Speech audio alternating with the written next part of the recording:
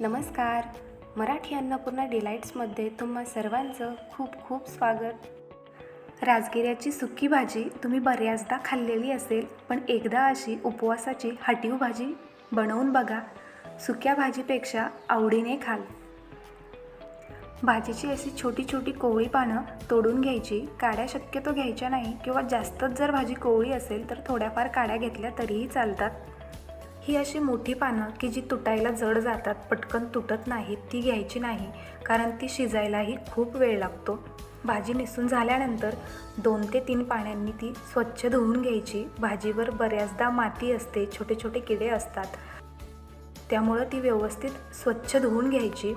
एका गाळणीमध्ये तिचं सगळं पाणी निघाल्यानंतर अशी कापून घ्यायची, जेणेकरून हटताना आपल्याला ती थोडीशी सोपी जाईल.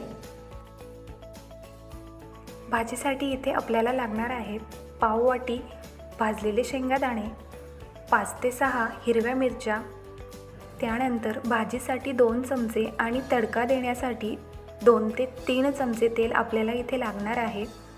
थोडेसे तीळ, 2 लाल मिरच्या, 1 चमचा भगरीचं पीठ, 1 चमचा राजगिऱ्याचं पीठ आणि चवीनुसार मीठ.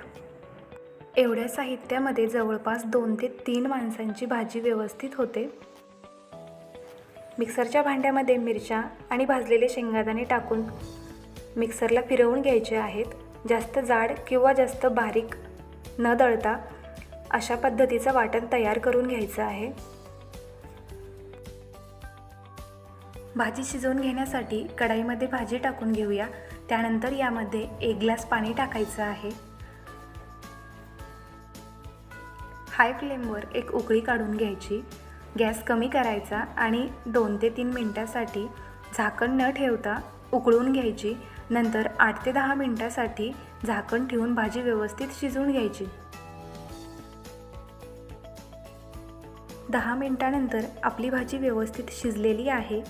इतर भाज्यांच्या तुलनेमध्ये या भाजीला शिजण्यासाठी जास्त वेळ लागतो. यामधलं पाणीही बरंचसं कमी झालेलं आहे. गॅस बंद करायचा आणि ही भाजी एका खोलगट भांड्यामध्ये काढून घ्यायची. अशी एखाद्या पळीने किंवा मॅशरने रगडून बारीक करून घ्यायची. नसेल जमत तर सरळ मिक्सरच्या भांड्यामध्ये घालायची. ऑन ऑफ करत जाडसर दळून घ्यायची.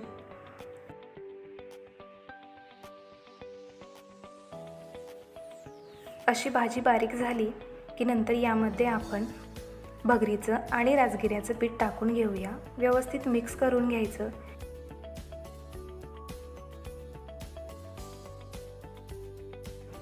थोडं थोडं पाणी टाकून पीठ आणि भाजी एकत्र करून घ्यायची.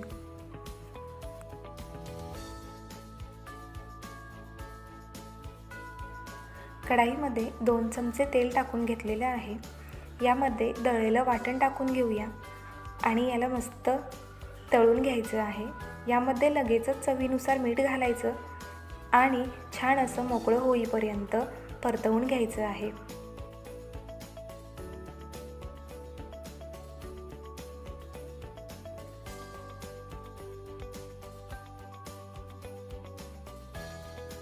वाटणामध्ये भाजी टाकून घ्यायची.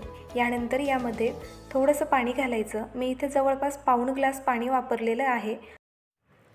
सुरुवातीला आणि आत्ता असे मी जवळपास मीडियम साईजचे 1.25 ग्लास पाणी वापरलेलं आहे. तुमच्या आवडीच्या कन्सिस्टन्सीनुसार पाण्याचं प्रमाण कमी जास्तही करू शकतात. 4 ते 5 मिनटं भाजी शिजू द्यायची आणि नंतर छोट्या भांड्यामध्ये काढून घ्यायची.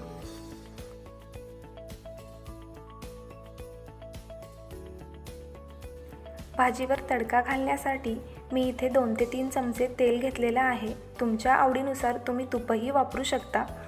त्यानंतर यामध्ये 2 लाल मिरच्या टाकून घ्यायच्या आहे. थोडेसे तीळ टाकायचे आहेत.